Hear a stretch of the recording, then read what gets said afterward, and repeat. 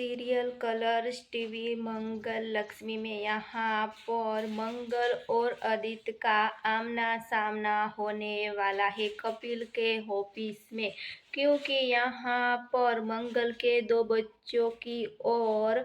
आदित्य की सारी सच्चाई कपिल के सामने आ जाने के बाद कपिल बहुत मुसीबत में फंस जाने वाला है, क्योंकि यहाँ पर कपिल मंगल से प्यार करने वाला है और मंगल के दो बच्चों और आदित्य की सारी सच्चाई सामने आ जाने के बाद कपिल आदित्य और मंगल दोनों को बहुत नफरत करने वाला है। जी हाँ दोस्तों, आप हमें कमेंट करके ज़रूर बताना कि मंगल को आदित्य के साथ रहना चाहिए कि कपिल के साथ रहना चाहिए, क्योंकि यहाँ पर कपिल मंगल के साथ अब बहुत बुरा करने वाला है। जी हाँ दोस्तों, फिलहाल लिए बस इतना सा।